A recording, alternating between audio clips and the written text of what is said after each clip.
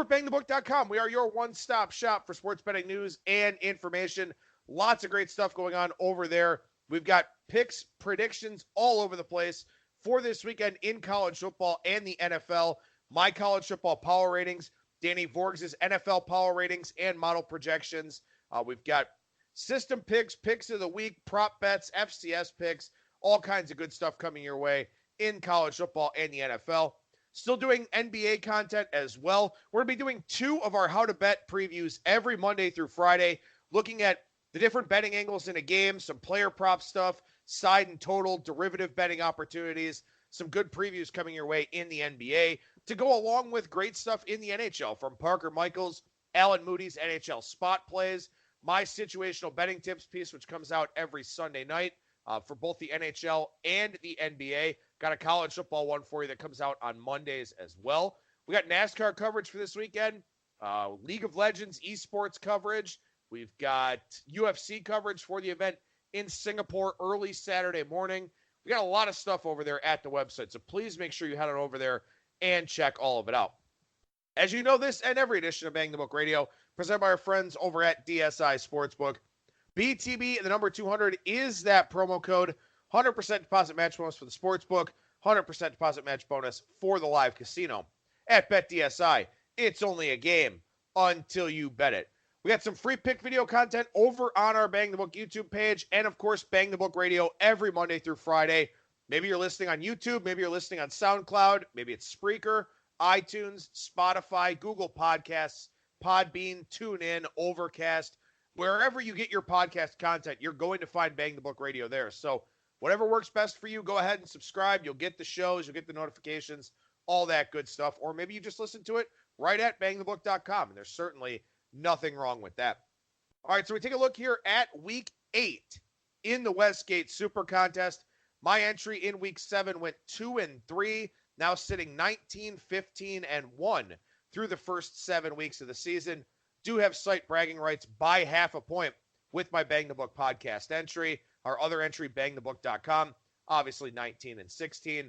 Last year I was 10-25-5 at this point, so certainly off to a better start than there. I guess through Week 8 I was 10-25-5, so off to a better start here so far this season. Hopefully we can keep that going.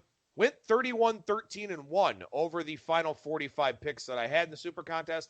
So obviously I'm really hoping that that'll be the case here in 2019. Going on a 70% run would be really, really nice. I don't know if it's actually going to happen or not, but hey, I guess it did it last year, so who knows? Maybe it'll come around this year. 23 points right now is the cutoff for the money in the Super Contest. The top 100 plus ties get paid, and in fact, it's a very large list of people tied for 99th in the Super Contest there with 23 points. The leader, Tuco, has 28 points, but went 1-4 last week. Got off to a 27-3 start, went 1-4 last week, now sitting there at 28-7. Obviously still very, very strong, but you kind of figured there would be a little bit of regression to the mean there. So the 1-4 showing last week, we'll see how Tuco bounces back here this week, and we'll see how the field does this week after going 51.56% last week. Now for the full season, 50.52%. Over in the Super Contest Gold, 52.17% last week, 51.89% overall. And, this is probably about what we should expect. A lot of people, the vast majority of people out there, are between 48 and 51% lifetime. It's a very small percentage of people that can hit 54, 55%, actually make some decent money doing this. A lot of people fall in that 48 to 51 or 52% range. Not really a big surprise to see a sample size here of 3,328 entrants in the same spot there at 50.5%. And not a big surprise to see the gold, which you would expect to be a sharper contest, being a winner-take-all, having more than 3 times the buy-in at $5,000. You would expect that to be a little bit sharper. So seeing that at 51.89% makes a whole lot of sense there. This is the last week before the Super Contest reboot. If you want to participate in that, that starts next week in Week 9. It's a $500 buy-in, same setup as the Super Contest, same lines, just a half-season contest for those that got off to a bad start, maybe didn't have the opportunity to get into the Super Contest, didn't want to spend the $1,500. Well, you can spend $500 here for the Super Contest reboot. Reach out to Maddie and Tony over at footballcontest.com. Let them know we sent you here on Bang the Book Radio. They'll take good care of you as they take very good care of us the years that we've been in the Super Contest here. Over in the Circa Million, and I just grouped the Circa Million and the Super Contest here on these Friday segments. 18, 16, and 1 for my entry off of a 3-2 week. I swapped out the Bills for the Colts over in the Circa.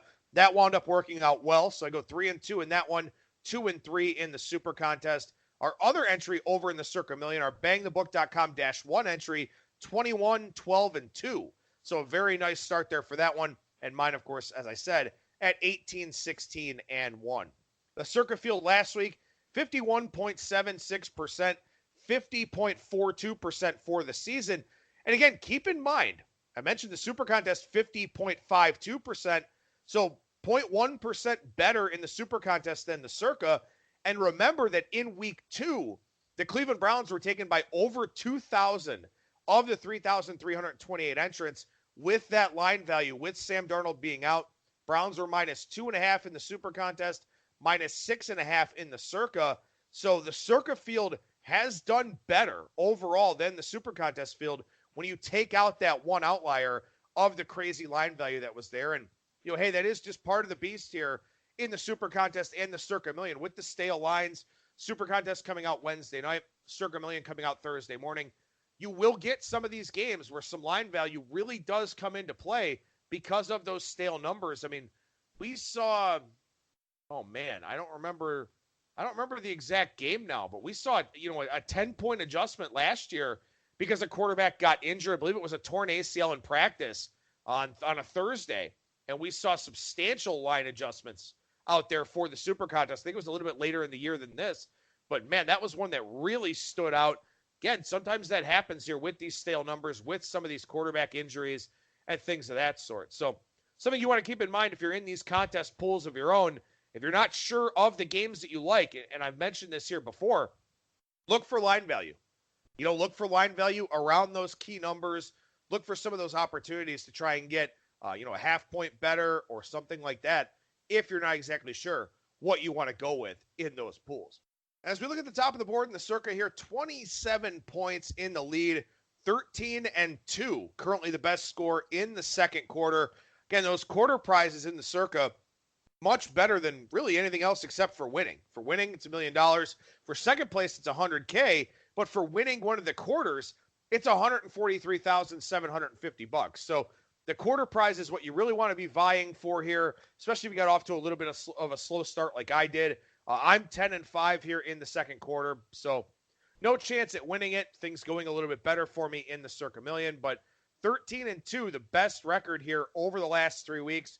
It was 17-3 that won the first quarter. Seems like it'll probably take a score like that to win the second quarter as well.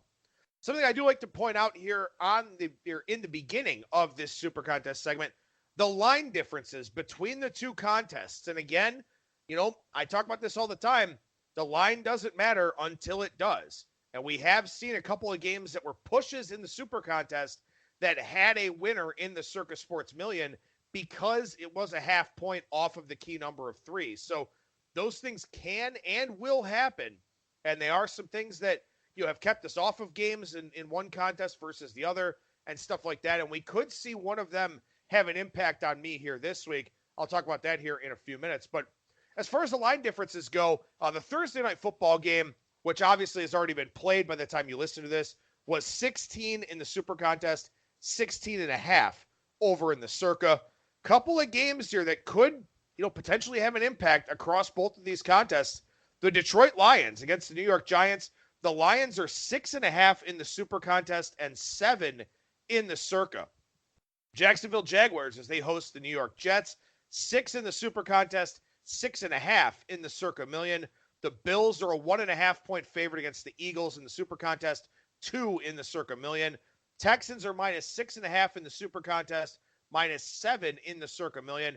And the Packers are minus 4 against the Kansas City Chiefs in the Super Contest, 3.5 in the Circa Million. So again, half points kind of falling around some of the key numbers, the key number of 7, 4 is kind of a key number, although not as important as 5 with the missed extra points and stuff like that nowadays. But still, these half-point differences could come into play over the course of the season, and they are something you want to factor into the equation if you're in both of these contests, or again, if you're in some kind of handicapping pool where these lines are used. Last week, I believe it was the Super Contest that had 4 games on the key number of 3. Circa Million had 5 games on the key number of 3. I could have those flipped, but either way, we had a lot of games sitting right on the key number of 3. This week, we have 0. We had a bunch of numbers of 4 or lower last week. There are only 4 this week out of the 15 games. Only a couple of teams on a bye week here. So very big numbers. And you have to kind of ask yourself, who can you trust as a big favorite with a lot of those numbers out there? We've got several double-digit numbers, several numbers I just mentioned hovering up near a touchdown, 6 or 7 points. So you got to make some tough decisions here about these big favorites. And at the same time, you've got to make some tough decisions about these big underdogs, because some of these teams could potentially be just that bad to where they may just get blown out this week. So again, a lot of interesting decisions week in and week out in these contests, depending on the lines, depending on the situations. And, we've talked about this. It's kind of been a theme throughout the week. And we talked about it certainly with Brad Powers on Thursday's show of you've got your elites, you've got your super trustworthy top echelon teams. You've got your really awful teams you can trust to be very bad. And a lot of teams in the middle tend to be higher variance, tend to be kind of interchangeable. So we'll see how that dynamic plays out here in the NFL for week 8. As always, I will go by Super Contest rotation order, beginning with my picks, followed by my set of leans. Got to get to 5 picks no matter what. I've got 3 games that are very likely to make it onto my card, and then a set of 5 leans here. And, last week, I had the Eagles as one of my teams I thought was very likely to make my card. But on Friday, the injury report looked a lot better for Dallas. So I wound up staying off the game. And fortunately, it worked out for me staying off the game as Dallas blew out Philadelphia. But again, these are very likely picks. Things can change. Things can happen.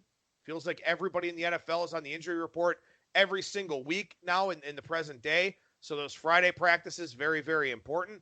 And also, too, again, we preached this on Thursday's show. We'll talk about it a lot. I'm sure we'll talk about it again on Monday with Kyle Hunter when we talk some college football.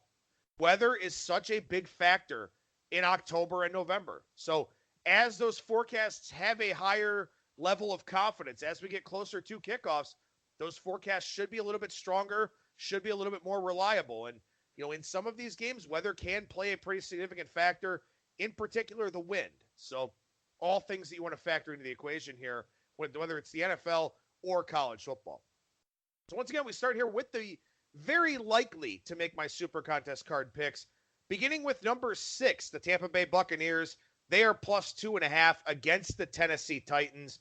Look, I'm going to go ahead and trust Bruce Arians and company coming off of a bye. I think Todd Bowles is a pretty good defensive coordinator.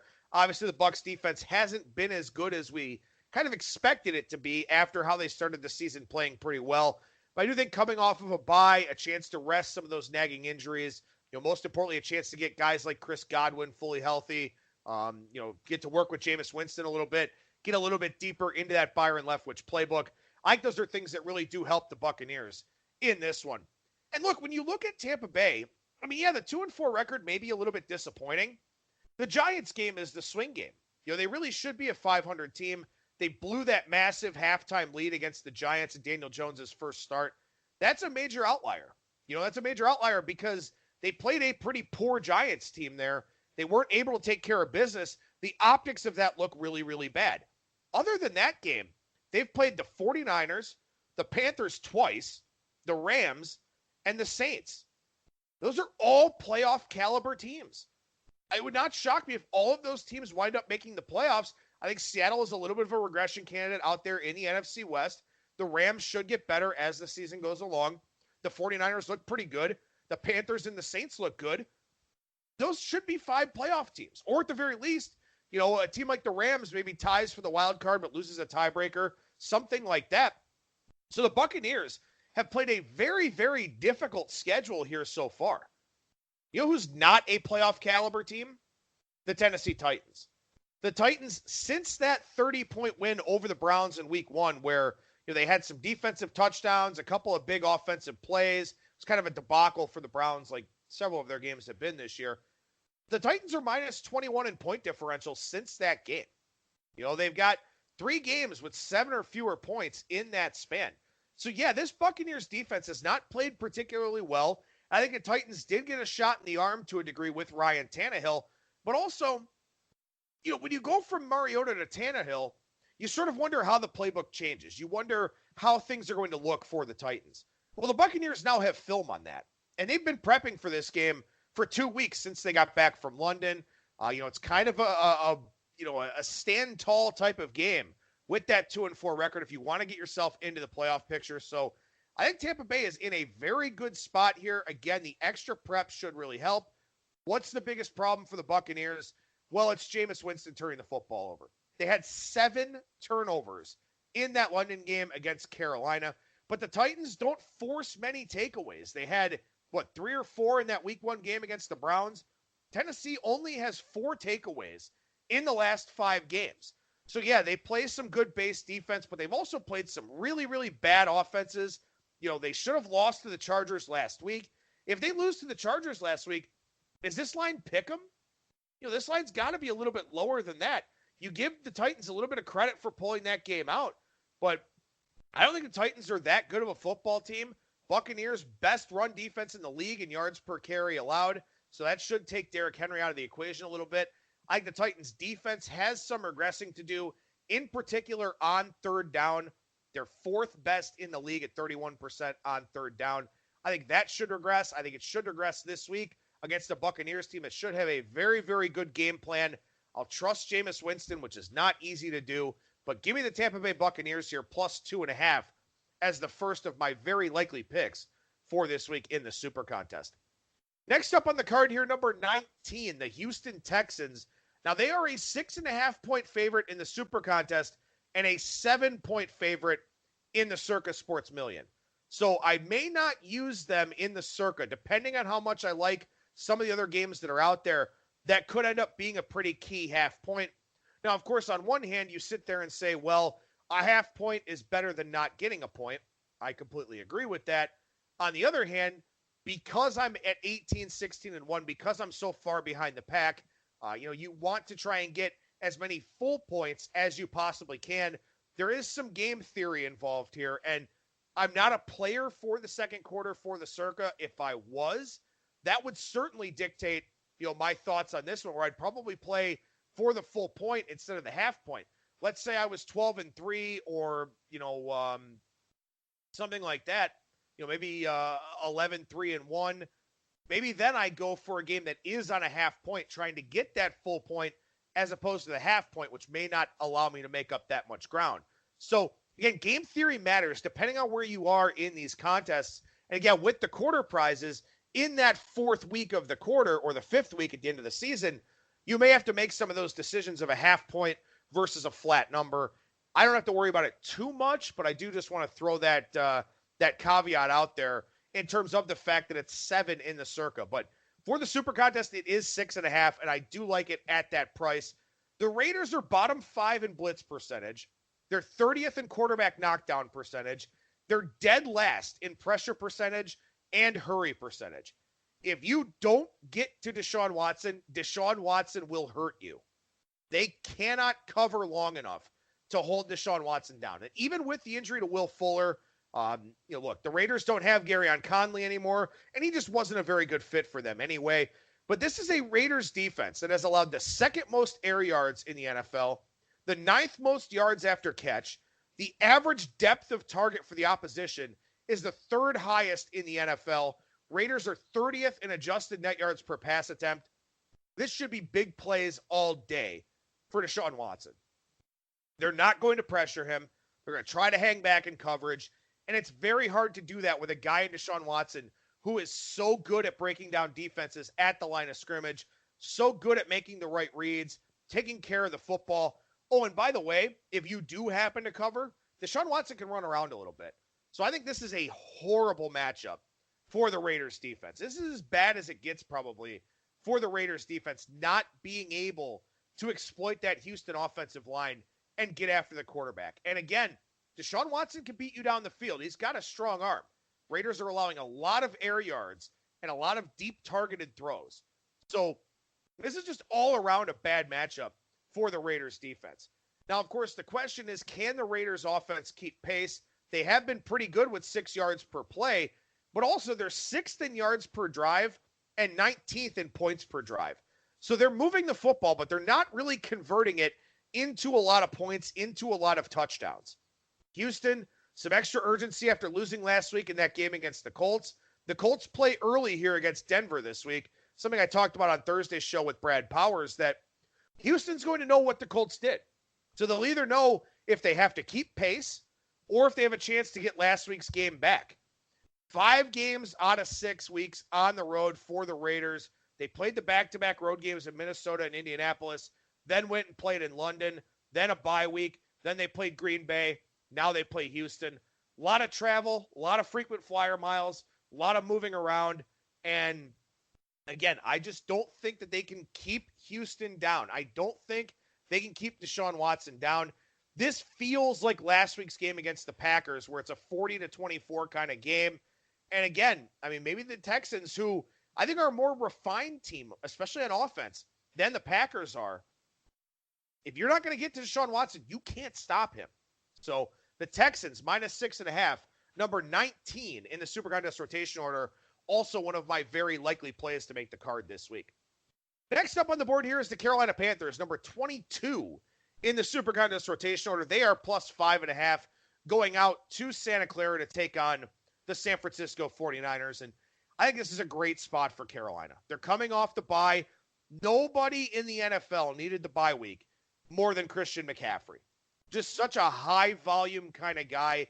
And really, when you look at this game, not just with the Panthers coming off the bye, but really from an X's and O's standpoint, schematically, I think this is a very tough matchup for San Francisco. And I have the utmost respect for Kyle Shanahan as a play caller, as a script writer for the NFL. But this is a tough spot here. You've got a Carolina defense that leads the NFL in sacks. You've got a 49ers offensive line missing tackles. Offensive linemen are banged up. Juszczyk is a big loss here because he's so good in the blitz pickup department. And Carolina, again, leads the NFL in sacks. So when they go, they're getting there.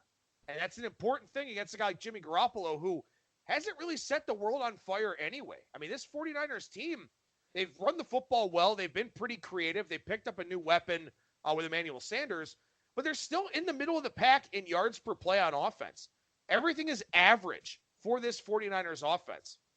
Is average good enough to get margin on Carolina off of a bye? Again, I don't think so.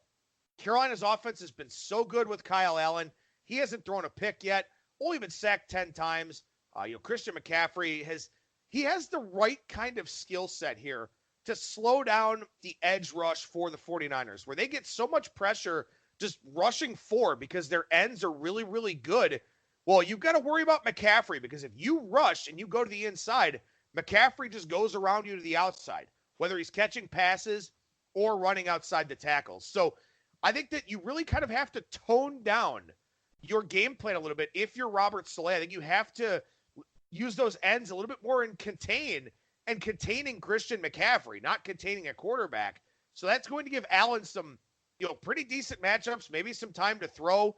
Greg Olsen off of a bye should be more effective as well with his long injury history. So I like the X's and O's in this game for Carolina. I like the bye week. I like the chance to get Christian McCaffrey healthy. And also, I think a lot of people are looking for some type of spot to fade the 49ers here. And it's probably going to be this week.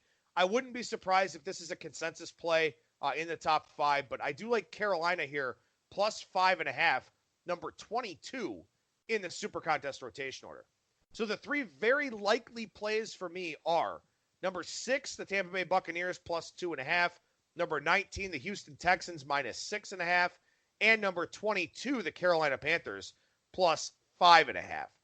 So we move to my list of leans here, and there's some pretty interesting games on this list. I think you'll be kind of surprised to hear some of the games I'm looking at this week in the NFL. But Number 7, the Chicago Bears are a 4-point favorite against the Los Angeles Chargers. And I get it. Perception is very low on the Bears right now. You've got Mitch Trubisky not really doing much with the offense. The defense hasn't been as dominant, hasn't been as sharp as we would expect them to be. But, man, the Chargers are a mess. And again, they should have won that game last week against Tennessee. They had a couple of touchdowns taken off the board on reviews, and the reviews were questionable at that. Look, the Bears had a players-only meeting. I know there's a narrative that goes along with that of, people kind of laughing at that and whatnot. But jokes aside, as much of a mess as the Bears are, the Chargers are a wreck. I think the Chargers are a type of team that you want to look to fade right now. Anthony Lynn seems completely overmatched as a head coach. Phillip Rivers, not as sharp. Maybe starting to lose it a little bit. Maybe starting to lose the team a little bit. I don't know. They're not really getting that fourth quarter Phillip Rivers magic that we've kind of seen from them. So many huge injuries for the Chargers. Ingram and Mebane on defense, the ongoing secondary concerns, the offensive line issues. I know Russell Okung is supposed to play this week. Maybe that helps them, but Justin Jackson being banged up. It's a lot for the Chargers here to overcome on the injury side of things. And again, they're another one of those teams. Second in average drive time, second in plays per drive, fourth in yards per drive, 19th in points per drive. So they're just not cashing in their opportunities for one reason or another. Sometimes it's a red zone turnover. Sometimes it's a unlucky review. It's penalties. They're just figuring out different ways to hurt themselves. The Bears, we know what their problem is. Their problem is Mitch Trubisky. I don't know if they'll go to Chase Daniel at some point in time here, but look, again, the narrative for the Bears is that they haven't been as sharp with Chuck Pagano. Vic Fangio, of course, now the head coach with Denver. But they're still 7th in adjusted net yards per pass attempt. They're still 3rd in pressure percentage, 2nd in hurry percentage. That's while being in the middle of the pack in blitz percentage. So they're still getting there. And they're not sacrificing a lot of defenders to do it. The pass rush is still getting there without blitzing a whole lot. And Phillip Rivers is not a mobile guy. And he doesn't like to move if he doesn't have to. So that's something that works in the Bears' favor here. And just look at the Chargers over their last few games. The Dolphins, the Broncos, the Steelers with Devlin Hodges, that Titans game. They're 1-3 in those 4 games. Back-to-back roadie, off a late window Central Time Zone game against Nashville last week. Now they play the early kick in Chicago. And the Bears have to be a desperate team. They just have to be a desperate team at this point in time. Because this isn't really the season that they envisioned. Going to be a nice day. I wish the weather was a little bit bad there in Chicago on Sunday, but still, I think the Bears -4 on my short list and probably the closest of my leans to making it into the very likely category. So number 7, the Bears -4 here in the SuperContest, the first of my leans. Number 10, the Atlanta Falcons. And I know what you're thinking, and I can't blame you for thinking it.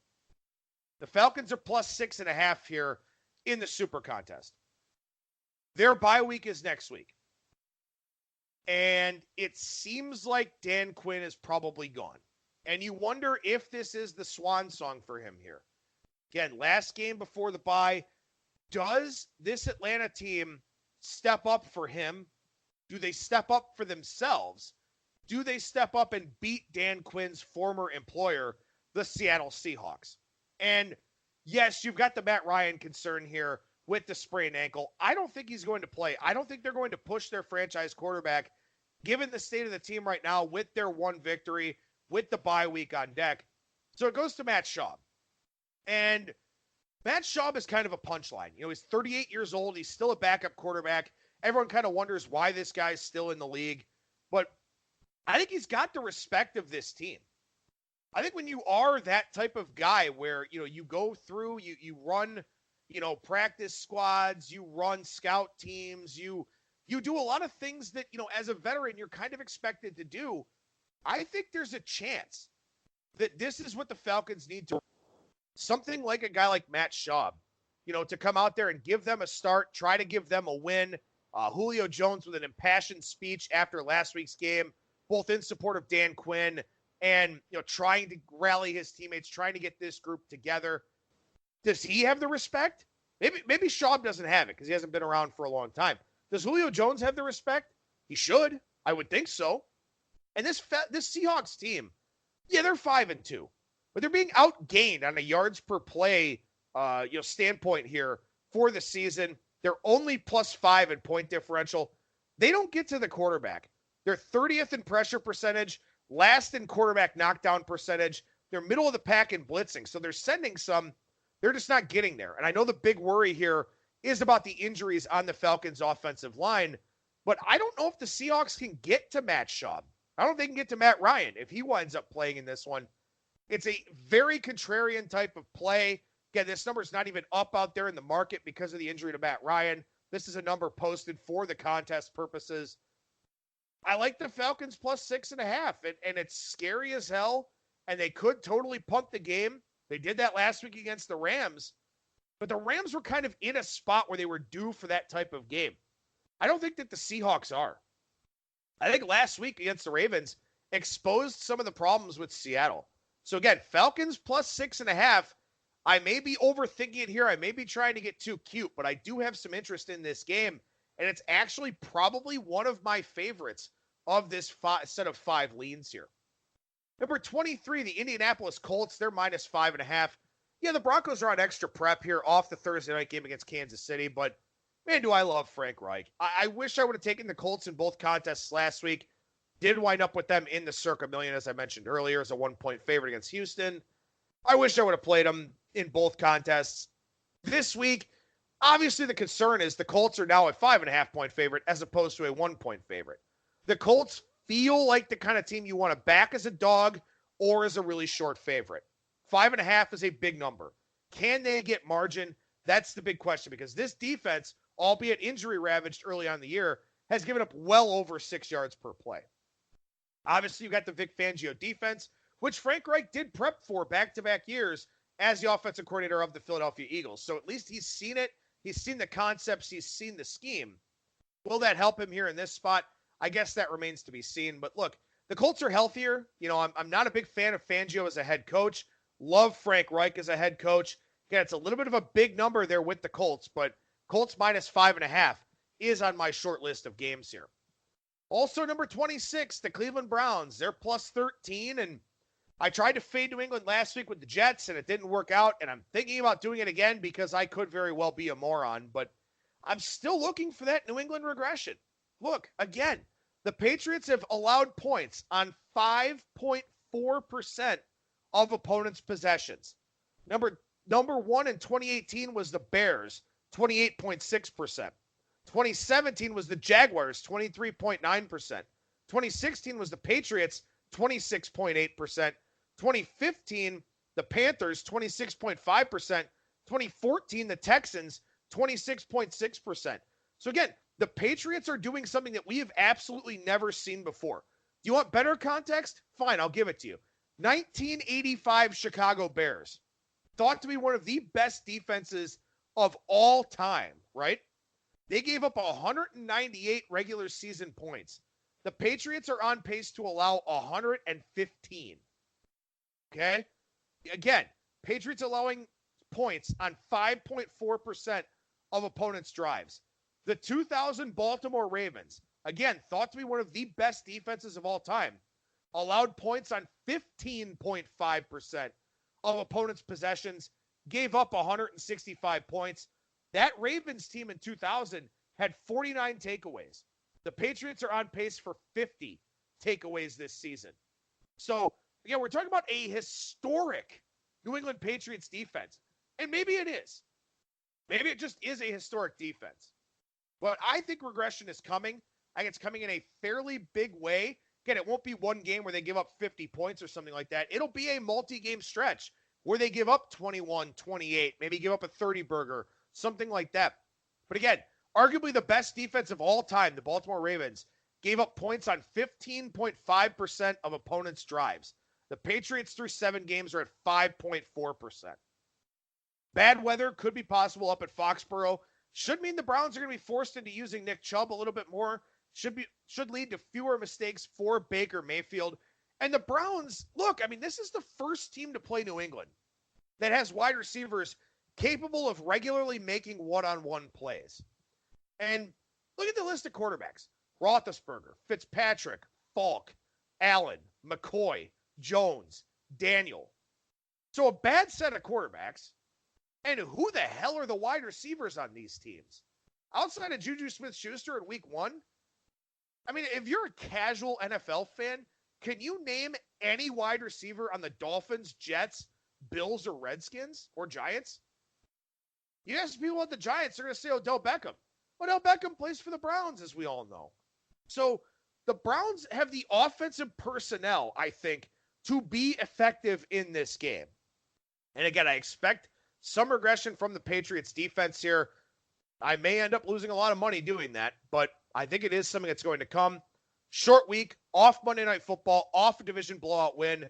The Baltimore Ravens are on deck for New England in a much bigger game on Sunday Night Football. I believe the bye week is after that. The Browns have a sense of urgency here coming out of the bye. Sense of urgency for Freddie Kitchens. Sense of urgency for Baker Mayfield to be better. 13's a lot, man. 13 is a lot with a Patriots defense that is in line for some regression. And again, the skill group for the Browns, better than any that the Patriots have seen so far. So Browns plus 13 could make its way onto my SuperContest card. Or again, if I opt not to play the Texans at 7 in the Circa, maybe, 3 of these leans do sneak onto that Circa card, maybe the Browns being one of them. One other game here from the leans list, and this is short and very, very sweet. Number 30, the Miami Dolphins. They're plus 14 against the Pittsburgh Steelers.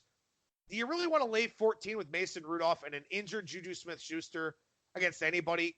I don't think so. The Dolphins have played better. Seems like it's been a point of pride.